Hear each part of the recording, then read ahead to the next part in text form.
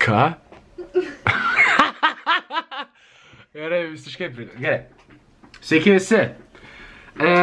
Kelios dienos praėjo po paskutinio pasimatymo, kaip matėmės, tiksliau kaip rodžiau.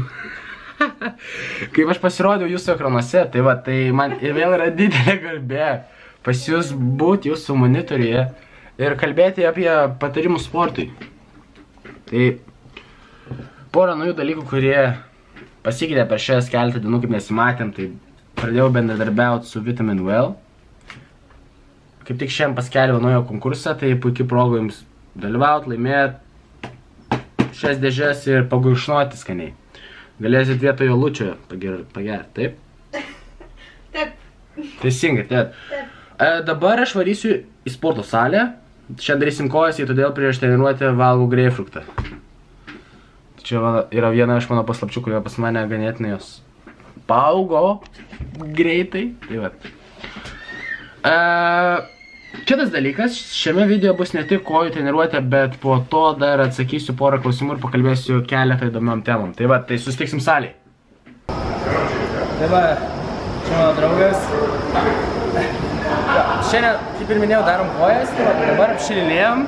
Kas kiekvieną seriją kelsim svorį, kol pasieksim tokį svorį, kol vos padarysim viso apie 8 pakartojimus.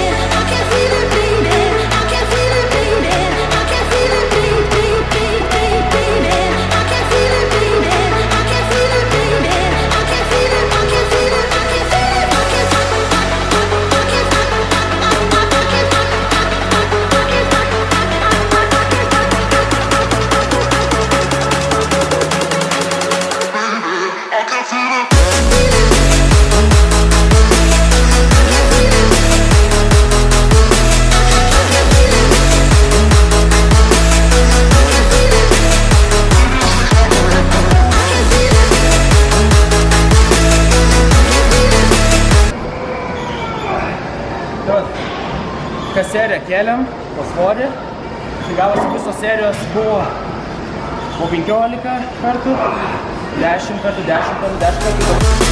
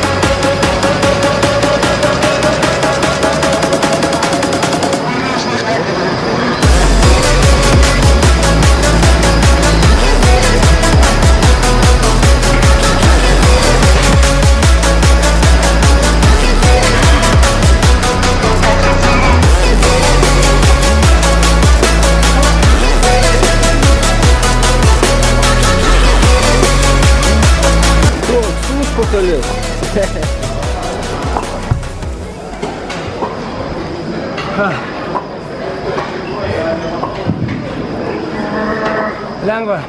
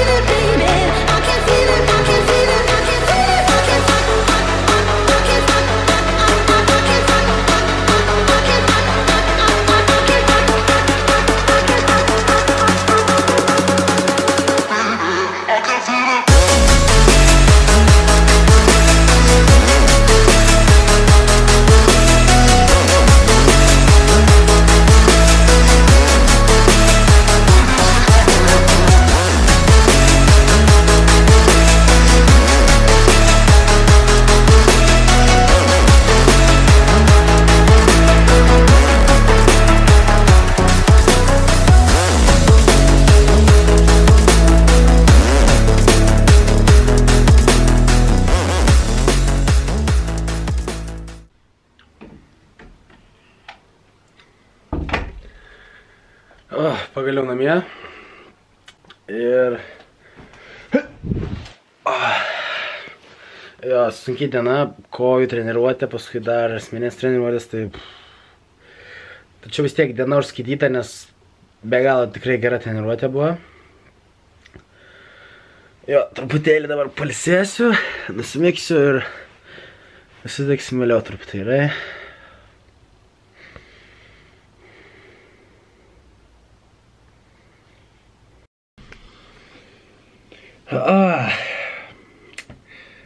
Nusnaudžiau truputėlį, dabar jaučiuosi daug geriau, tai galim kaip tik prie to pačio ir eiti video pabaigą, bet prieš užbaigiant noriu kaip tik pakalbėti vieną temą, tai atsirinkau vieną tokį įdomų klausimą, tai bus kaip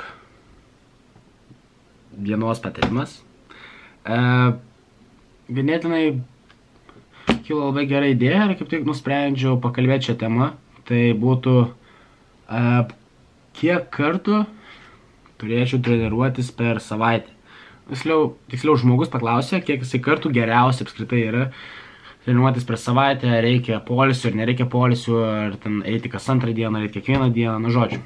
Tai kad jūs suvoktumėt, pavyzdžiui, pavyzdys.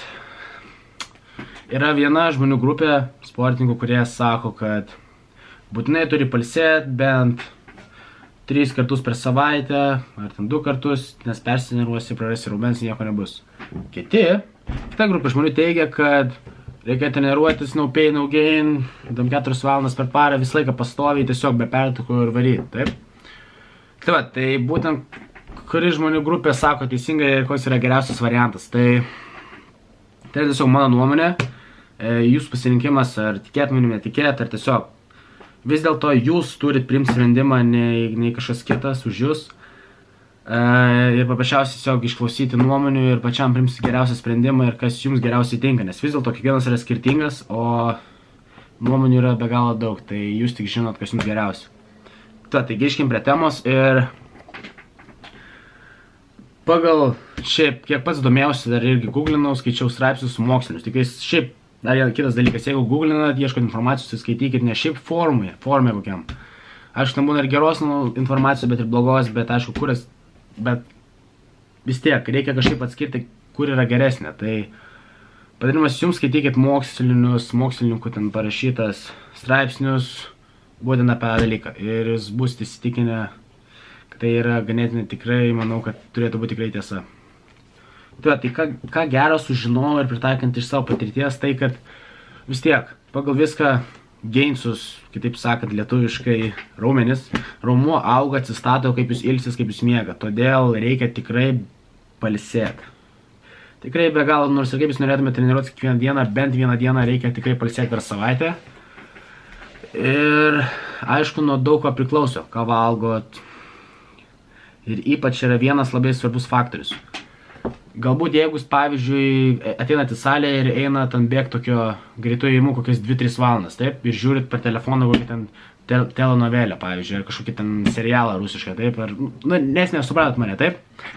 Ir realiai tada, ar praleisite treniruotę, nepraleisite kitą dieną ir darysite rest day, tai tikrai realiai nepakeis jokio skirtumo ir net nebus verta ir dar kažko, tai va. Kitas dalykas, jeigu jūs treniruotės labai intensyviai, daug pratimų, nu žodžiu, tikrai padarot sunkų darbą sporto salėje, tai poilsis yra būtinas, tikrai tada reikia pailsėti. Ir viskas tai jau priklauso nuo mitybos ir nuo jūsų poilsio. Paskui yra, dabar irgi ganėtinai yra populiaru išskaidyti raumenų grupės skirtingom dienomis, taip? Tai pavyzdžiui, padarai pirmanį krūtinę, sekančią dieną darai nugarą, paskui kojas, pavyzdžiui.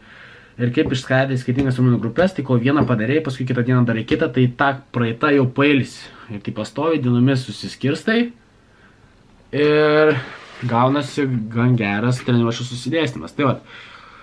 O jeigu jūs esate tiesiog norit palaikyti formą, pagražinti ją ir nėra jūsų tikslas tenais augti, būti beprotiškai dideliu ir apskritai palaikyti tą raumeninę grupę, kad raumenys neatitrofuotų, tai užtektų paprasčiausiai bent kokių 3 kartų per savaitę padaryti pilno kūno treniruotis. Tai yra mano nuomonė. jūsų sprendimas pasisavint šitą informaciją, ne, ir pritaikyti savo žodžių.